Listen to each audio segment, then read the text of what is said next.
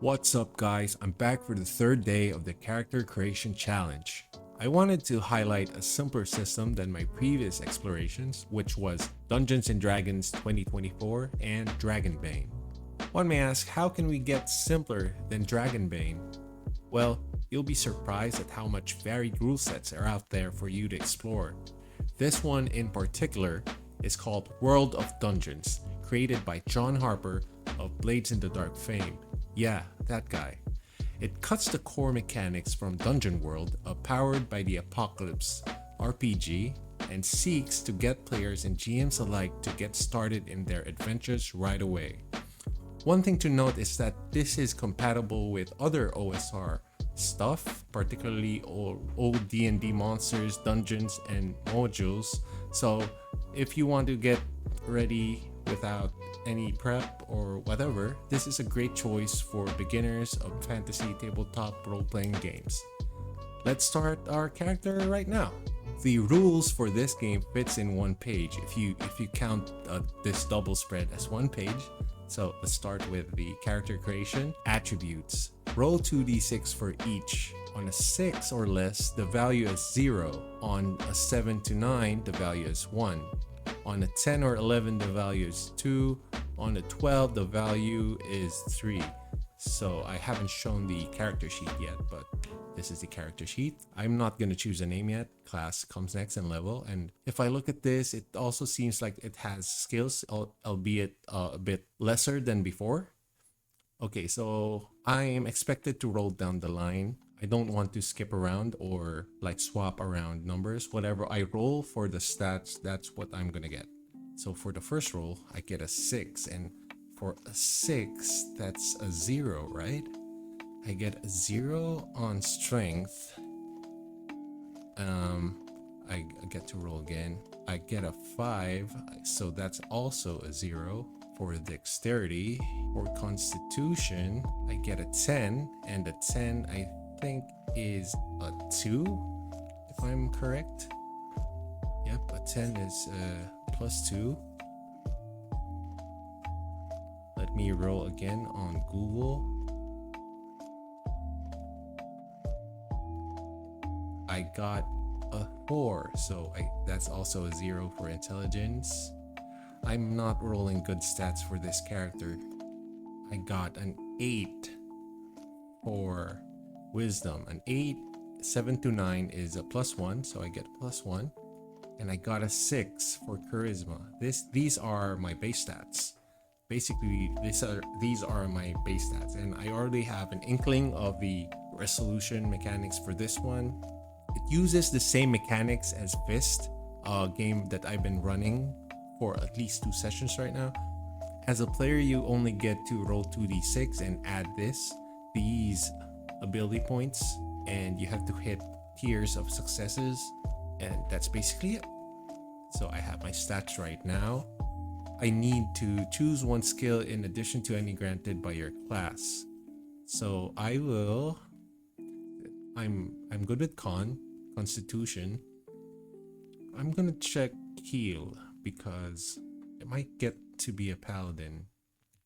You have 1 hit die plus extra hit dice equal to your constitution. So roll all your hit dice. I get an extra hit die equal to my constitution, so I get another 2.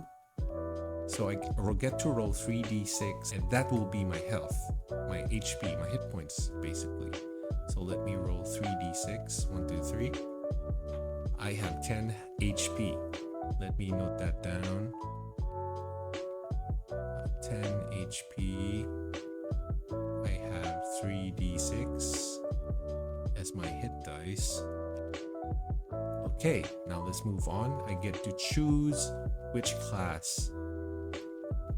Fighters, thieves, clerics, wizards, and, my bad, rangers.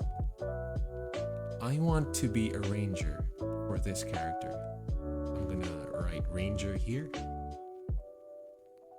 Ranger. And as a ranger, I get to have 2 special abilities. I get survival. I get survival. So I survive and I heal. Choose two special abilities, Pet or Scout. Pet, you have a loyal and effective animal companion. Or Scout, when you scout ahead, you always spot the target before it spots you. And the next set is Volley, +2 range damage, or Wild. You can converse with and attempt to command animals. I'm gonna go full ranger with this one. I'm gonna choose Pet and Wild so I can talk to animals. And I have a loyal and effective animal companion, so I'm gonna put him under equipment. That doesn't seem right. Okay, I'm gonna put it in notes. I have a hawk. Rolling die. Oh, I can also make my own class by choosing a class skill. I would assume that these are the skills I get to choose from, and 2 special abilities. I think you can work it out with your DM. So whatever is reasonable for the table, any special ability is fair game, at least for me. So rolling the dice. When you attempt something risky, sum 2d6 and add one of your attribute scores based on the action you're taking. The GM will tell you some of the possible consequences before you roll, so you can decide if it's worth the risk or if you want to revise your action. So this is what I said before, that you get to add one of your attribute scores to a base 2d6, and you have to hit 3 tiers of success, which is shown here. A total of 6 or less is a miss. A total of 7 or 9 is a partial success, so a success with setbacks, basically. And a total of 10 will be a full success, and a 12 is a critical success. This is exactly like Fist. So, okay. Skills, if you have an applicable skill, which is the second table or column, from the character sheet, you can't miss. So whenever you get a 6 or below, you get a partial success, but the setback to this one is bigger than a 7 to 9. So that's good. I think that's a good compromise for something like that. Yeah, basically, I think that's it. I'm done making a character. I have 60 silver pieces, and the equipment are umbrella terms. It depends on the player to give it flavor or a story. So let's say I want to get 1 light weapon. No. I want to get a short bow, 50. Let's put the short bow because I'm a ranger. It d6 damage. Damage here, I think, is combat here. If it's the same with Fist, is that you roll 2d6, and then if you hit, you do the damage. You do d6 of damage. For example, for the short bow, I want to get armor, so I get armor 1. Armor here, I want to get light armor, so my total armor, I'm gonna leave that blank for now. So I've spent 10 and 30 silver pieces. I have 20 left. Let's say I get a water skin, bandages, torches, tent, and I'm gonna do this away. I'm just gonna mark it here. I'm gonna mark here the adventuring gear I have. So that's bandages, water skin, travel rations, tent, and torches. That's 10. And I want tools. I want a crowbar. And I don't think I can do anything else, buy anything else. I would buy a grappling hook. No, a fishing pole. Animal trap, yeah. So those are the items I have. And I'm gonna add the armor right now. That's it, basically. I'm level 1. all of the rolls here are 2d6, then I add the ability points here. That's it.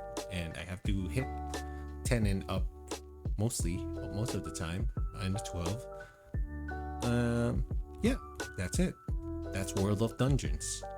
For leveling, you either get hit dice or additional skills or attributes or further abilities or additional damage. And I think that's very, very simple to follow. And on the other side of the page are names.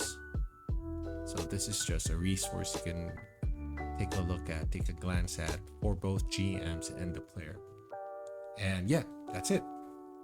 So the last thing I'm gonna have to add is my name. I'm a ranger. Let's say my name is Bob. I'm Bob the Ranger, and I love adventure. I love adventure. That's it. So that was World of Dungeons, and it's just that easy to play a role-playing game. So if you have the capacity to learn a system like this, you're off. You're good. You're good to go, my friend. That's day 3, and I hope to see you again for the next day. Have a nice day.